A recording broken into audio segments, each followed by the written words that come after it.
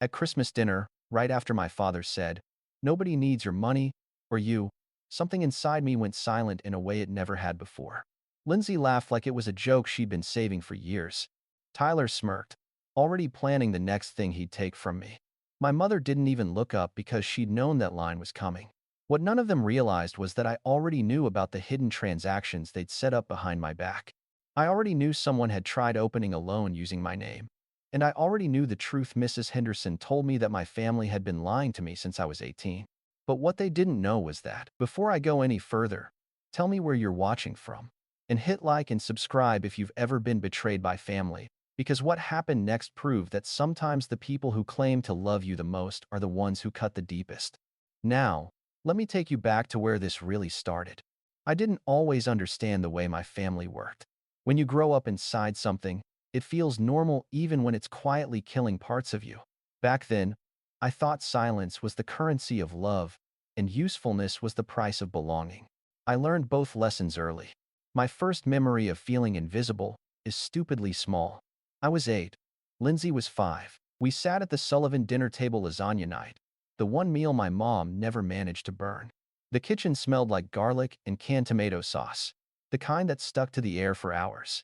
Robert came home late, loosened his tie, and kissed Lindsay on the top of her head before he even noticed I was there. Denise set the plates down, 3 equal portions and 1 smaller one. Mine. She didn't think I noticed, but kids notice everything. The scrape of metal when her fork accidentally served Lindsay again.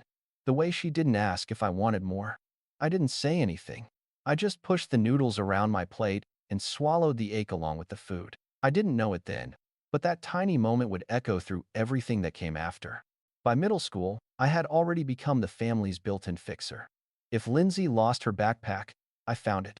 If she forgot her homework again, I ran it to school. Robert would pat my shoulder without looking up from his newspaper and say, "Good girl, you're the responsible one." It sounded like praise. It felt like a trap, because when you're labeled the responsible one young enough, everyone stops checking whether you're actually okay. One winter morning, the pipes in the house burst. I woke to Denise yelling, water flooding down the hallway.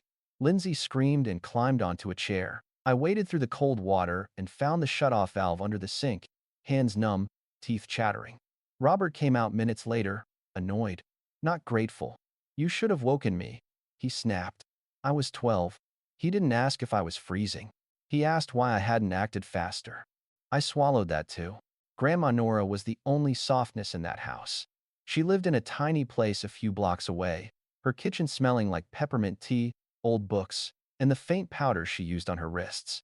She'd sit me down at her small wooden table, press a warm mug into my hands, and study my face like she was searching for bruises no one else could see. "You don't have to save the whole world, honey," she'd tell me. "Especially not people who keep poking holes in the boat." I didn't understand. Or maybe I didn't want to. Because admitting she was right meant admitting my own family treated me like a tool. After school, while other kids went to sports or clubs, I walked Lindsay home, made her snacks, and helped her with homework.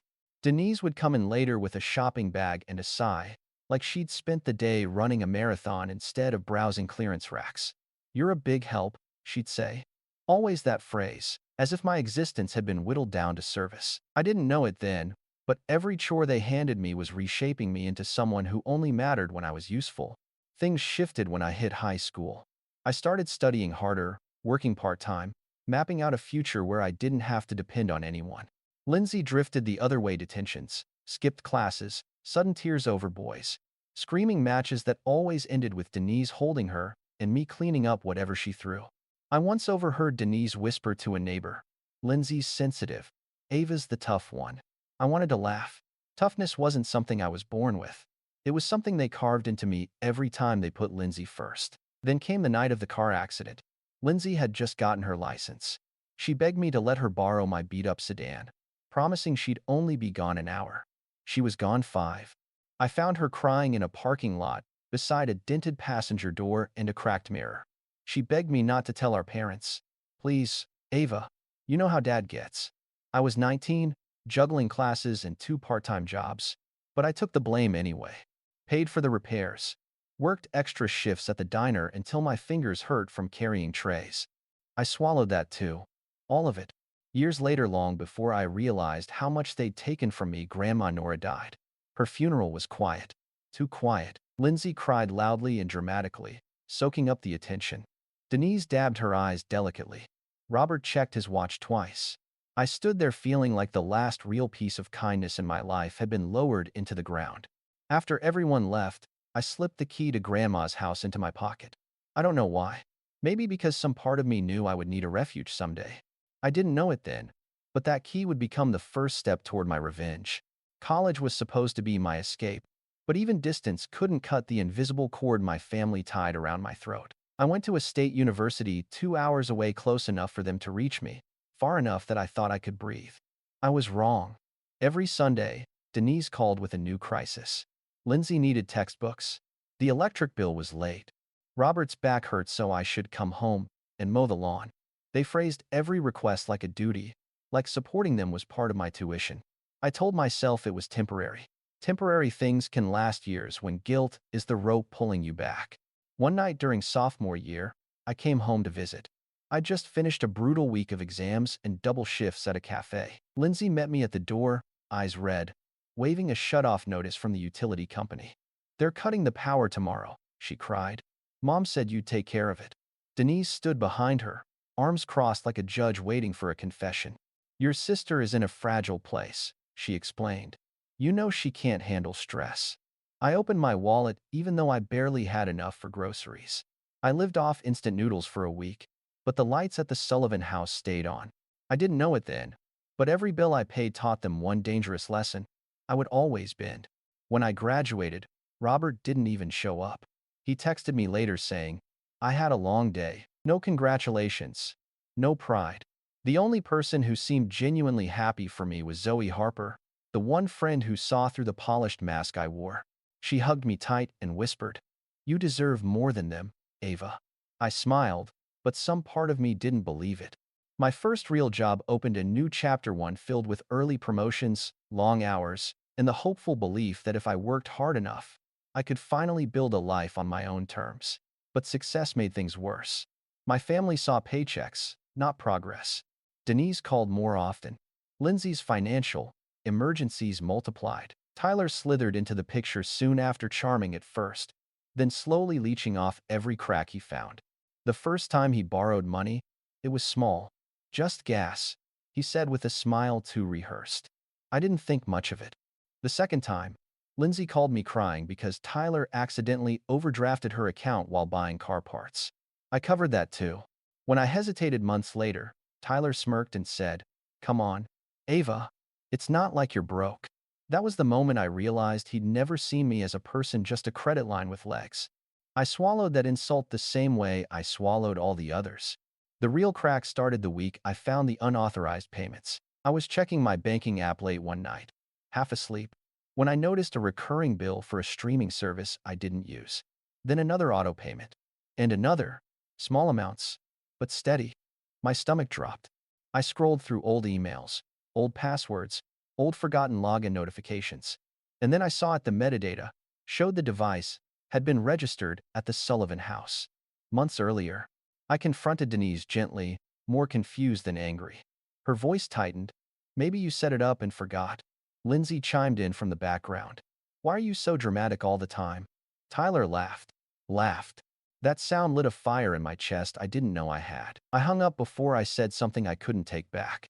A few days later, I found myself at the old diner near my childhood home. The neon sign outside buzzed softly, flickering between pink and blue. Inside, the air smelled like burnt coffee and syrup. Mrs. Henderson, our old neighbor, recognized me immediately. "Ava, sweetheart," she said, touching my arm. "Haven't seen you in years." We talked, casual at first, and then she mentioned the thing that changed everything. "That debt your parents said you owed them at 18? She said. "I always wondered why they lied about that. You never owed them a dime." I remember Denise bragging about how clever it was said it would keep you from turning selfish like other kids. The world didn't spin. It collapsed inward, small and sharp. I didn't cry. I didn't storm out. I just sat there, listening to the hum of the neon, and felt something inside me shift. A rearranging. A realignment. A quiet decision rising like a tide. I didn't know it then, but the girl who used to swallow everything had already started disappearing, and something colder, clearer, stronger was taking her place. The weeks after that conversation with Mrs. Henderson felt different, like I was walking through my own life with the lights finally on. Every detail I used to overlook now pulsed with meaning. Every memory had teeth, and every new interaction with my family came with a sting I could finally feel instead of numb out. It started subtly. Lindsay texted me one morning with a photo of her bank balance, a dramatic screenshot showing negative $23 and a crying emoji. Emergency, she wrote. Rent due today. Tyler's hours got cut again. Can you help? The old version of me would have transferred money without pausing. Instead, I just stared at the message, letting the silence settle. Minutes passed, then 10, then 20. Lindsay started calling. I watched the phone light up and fade. On the fifth call, the voicemail popped in. Ava, seriously? You know I can't deal with this right now. Just call me back. There wasn't anger in her voice. Not yet. Just expectation. The certainty of someone who's never been told no. I didn't call back. That was the first shift, and it rippled outward fast. 2 days later, Denise called. I saw her name flash on my screen while I was at my desk at work. The open office buzzed around me with keyboard clicks and soft conversations. I hesitated before picking up. Ava, she said in a soft, rehearsed tone I'd heard all my life. Your sister is in a bad place emotionally. She's overwhelmed. She needs support. I waited, knowing what came next. And Tyler, well, he's trying, but things are tough for him. You know how the economy is. There it was. The prelude. The setup. So, she continued gently, we were hoping you could cover Lindsay's rent this month. Just this once. Just this once. The phrase that had shaped my 20s. I kept my voice neutral. I can't. Silence. A hitched breath. Then a sharp, wounded exhale. Can't, or won't. I didn't answer. She pushed harder. Ava, family helps family. Do they? I asked quietly. Another silence, this one colder. Denise didn't know how to respond to being questioned. She never had to. She sighed dramatically. I didn't raise you to be selfish. That line used to pierce me like a blade. Now it barely scratched. I hung up. Politely. Calmly. But the moment the call ended, a tremor of something electric ran through me. Power. Or maybe clarity. Hard to tell the difference at the beginning. Later that week, Tyler called me himself, a rare occurrence, which already told me something was off. I answered out of curiosity. He didn't waste time. Hey, Ava, he said, voice oily smooth. Just wondering if you could spot me and lend some cash. Bills stacked up, holidays coming, you know how it is. My answer's no. He snorted. Come on. You make bank. It's not like this hurts you. That sentence lit a match inside me. Tyler, I said slowly, you've used my money more times than I can count. He laughed. Don't make it sound ugly. Everyone helps each other. You've never helped me. That's not my job. There it was. The honesty beneath the laziness. The way he'd always viewed me. Not as a person, but as a resource. Something to tap into. I hung up without a word. 2 hours later, Lindsay sent a long text accusing me of abandoning her, of turning into someone cold, of forgetting where you came from. My fingers hovered over the keyboard, ready to defend myself, but something in me stopped. I deleted my draft and didn't reply. That silence became gasoline poured over dry leaves. A few days later, Robert stepped in. His voicemail was tight, irritated, clipped. Ava, I'm not sure what attitude you're pulling here, but you're making this family look bad. Handle the rent issue. Don't make things more dramatic than they need to be. I listened twice. Not because it hurt, but because I wanted to absorb the full absurdity of it. The man who hadn't attended my college graduation, who forgot my birthday twice, who valued me only when my wallet was open, thought I was embarrassing him. I didn't respond. That week, the quiet became its own war. Lindsay tried to shame me on the family group chat, posting vague messages about certain people who only pretend to care. Denise followed with passive-aggressive Bible quotes about generosity. Tyler added a thumbs-up emoji, as if cheerleading the toxicity. I watched it unfold like it was somebody else's family. But the real breaking point didn't come from texts or calls. It came from my bank. I woke up one morning to 3 overdraft alerts. My heart dropped, but not with panic. With recognition, I opened my banking app and scrolled through the latest transactions. 3 new auto-pay withdrawals had hit overnight. Streaming service, app subscription, random online purchase. All of them tied to devices last logged in at the Sullivan house. This time, I didn't feel confusion, or guilt, or sadness. This time, I felt heat rising in my chest, a slow, precise burn. I sat at my dining table, sunlight slanting across the wood, and stared at the numbers. My mind lined up every moment from childhood to now like a row of dominoes. Every just this once, every chore, every bill, every manipulated apology. Every time they patted me on the head after taking something from me. The chain reaction was finally visible. By noon, I'd blocked Lindsay and Tyler from every payment platform. By evening, I'd changed every password. By night, I sat on the floor of my small living room, surrounded by bank statements, printed emails, screenshots, and transaction logs. The evidence, the truth, the history they'd insisted I was imagining. I didn't know exactly what I was building yet. A case, a boundary, a weapon, but it felt big. It felt right. It felt inevitable. And somewhere between page 17 and 18, I realized something else, something that made my hands shake, not with fear, but with certainty. I wasn't the unstable one. I wasn't the dramatic one. I wasn't the selfish one. I had been targeted, used, exploited, groomed to serve. And now that I'd stopped, they were unraveling. That night, I slept with a heaviness in my bones, but also with a strange peace. The first real peace I'd felt in years. I didn't know it then, but this was only the beginning. The storm hadn't hit yet. And when it did, it would tear through everything they thought they controlled. The real storm began the next morning, though it didn't look like one at first. It started with a single text from Lindsay, short, frantic, and badly spelled, which only happened when she was truly panicking. Ava, they froze my card. What did you do? I stared at the message while sipping lukewarm coffee. The sunlight through my kitchen window felt almost too gentle compared to the chaos growing in my phone. Before I could decide whether to reply, another text came. They said, suspicious activity. I can't buy anything. Tyler is freaking out. Call me. I didn't call. I didn't even flinch. Instead, I set the phone face down on the table and breathed quietly, letting the tension coil around the room without touching me. Within minutes, Denise called. I let it ring out. Then she called again and again. On the fourth attempt, she left a voicemail, her voice trembling with disappointment and weaponized worry. Ava, something strange is happening with your sister's account. She said the bank mentioned fraud flags. I don't know what's going on, but this isn't funny. Call me back immediately. I listened to it twice. Not because I needed clarity, I needed the contrast. All my life, I'd been trained to respond instantly. Now, I listen the way you listen to a distant thunderstorm. Not threatening, just inevitable. Around noon, my phone buzzed with a different kind of tone. A voicemail from Robert. I braced myself not out of fear, but out of morbid curiosity. Ava, he said, voice tight and clipped. This needs to stop. Your mother is upset. Lindsay is hysterical. I don't know what you're pulling, but it ends now. Don't make things ugly. I laughed. Out loud. In my empty kitchen.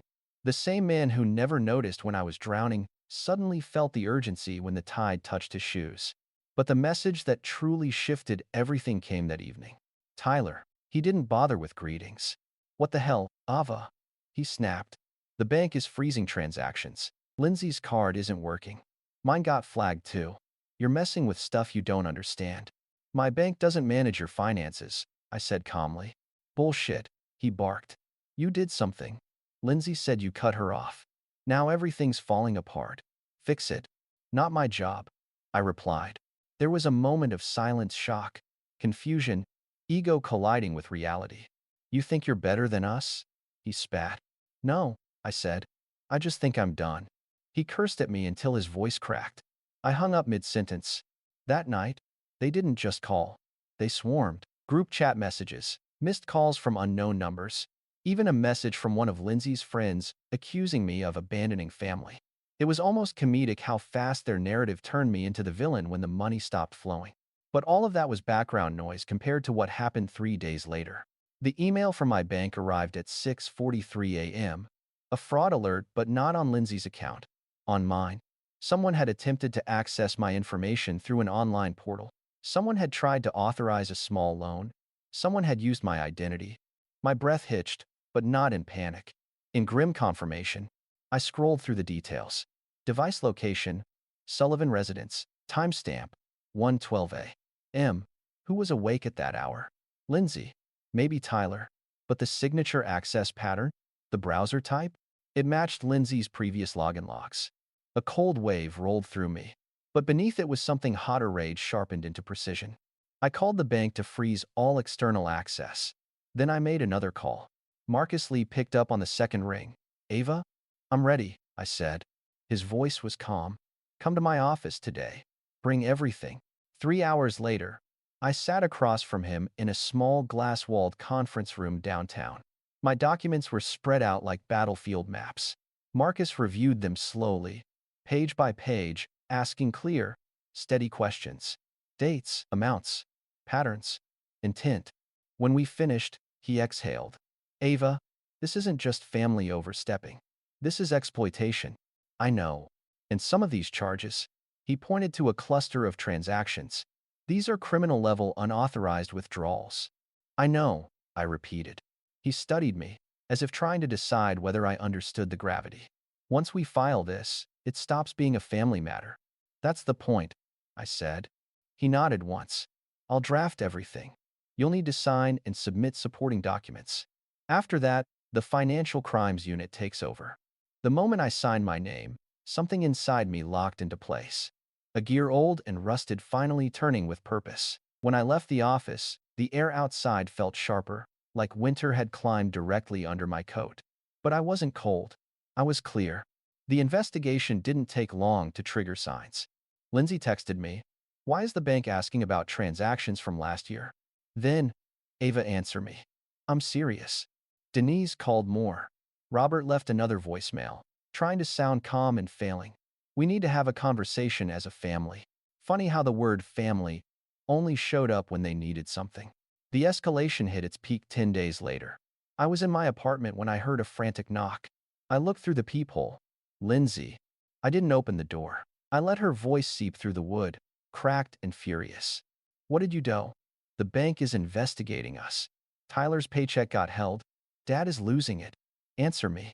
Behind her shrill rage, I heard something else, fear. She pounded harder. Ava, I know you're in there. You can't do this to us. I stepped back quietly, letting her screams fade into the hallway.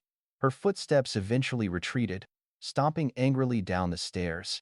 I watched the shadow under my door shrink until it was gone, and in the silence that followed, I felt something profound. Power. Not the vengeful kind. Not yet. The kind that comes from finally choosing yourself. The kind that says, you pushed me too far, and now I'm gone. The investigation wheels were already turning. Evidence was already locked. Dates matched. Unauthorized access confirmed. Patterns undeniable. My family didn't know it yet, but the ground beneath them was shifting. And the Christmas dinner, the one where they said nobody needed my money or me, that was the start of their unraveling. Not mine. The night it all came crashing down didn't look dramatic at first. It was quiet, cold, the kind of winter evening where the sky turned a flat gray long before the sun was gone. I drove to the Sullivan house, with my coat buttoned to the top and my heartbeat steady, almost unnervingly calm. They had invited me to dinner again. Denise worded it like an olive branch, but I knew better. It was a peace negotiation designed to pull me back into line. Their porch light flickered as I walked up the steps. Through the front window, I saw shadows moving around the table. I could picture the scene without even being inside. Denise rearranging napkins. Robert pretending to read the news on his phone. Lindsay whispering something to Tyler and smirking. When I opened the door, the warmth hit me first, too warm, suffocating. Denise looked up from the dining table, smiling with her lips, but not her eyes. Ava, she said, exaggeratedly gentle, I'm glad you're here. I hung my coat and stepped inside without answering. My gaze swept the room. The same framed photos on the wall: Lindsay at prom, Lindsay at graduation, Lindsay blowing out birthday candles at various ages, all while I existed in the margins of those pictures like an afterthought. The air smelled like roasted ham and cloves, the same meal they made when they wanted to pretend we were a functional family. I walked to the table. Robert nodded stiffly. Let's just have a civilized conversation, he said. Tyler leaned back in his chair, arms crossed. Yeah, Ava. No drama this time. My jaw tightened, but my face stayed neutral. I sat down, placing my bag on the floor beside me. The seat across from me was empty, the one where Grandma Nora used to sit. Denise wanted to pretend this was a reconciliation.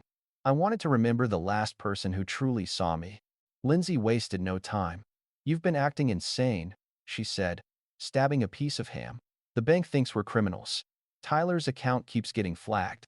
And the investigator who called me today? They asked questions I didn't even understand. Robert cut in.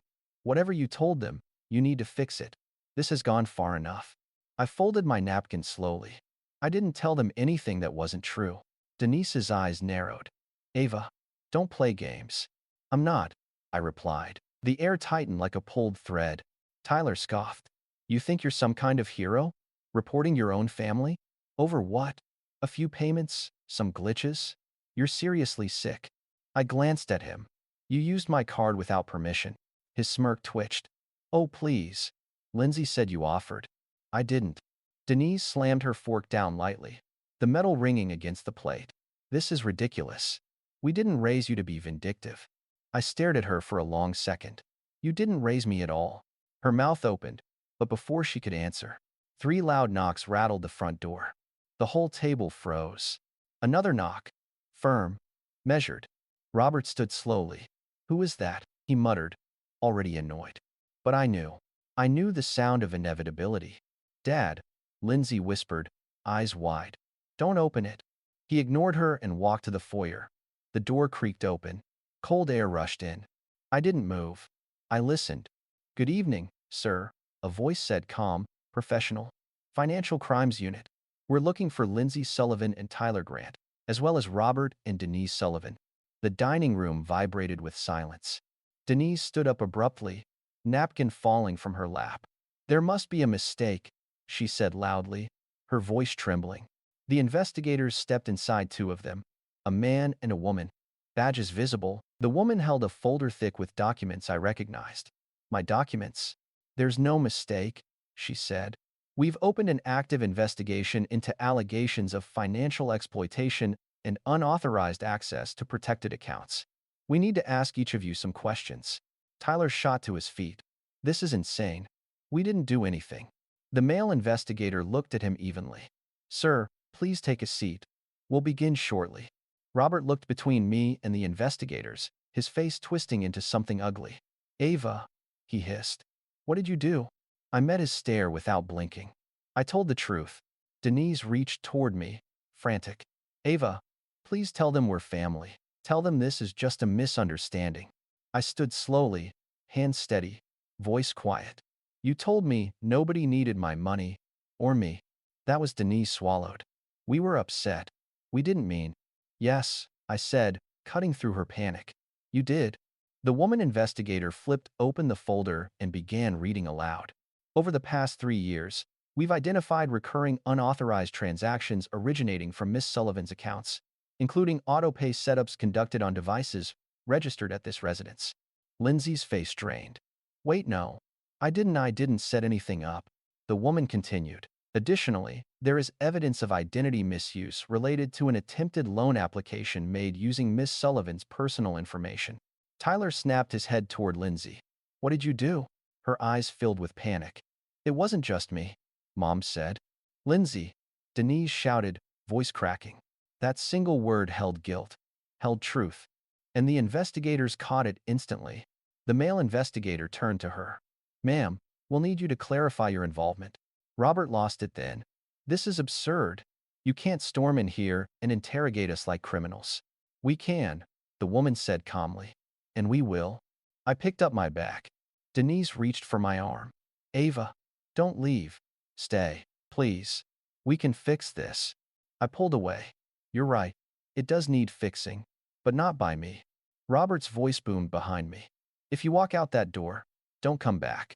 I looked over my shoulder. I left a long time ago, I said. You're just noticing now. The investigators began separating them to take statements. Lindsay crying, Tyler swearing, Denise shaking, Robert fuming.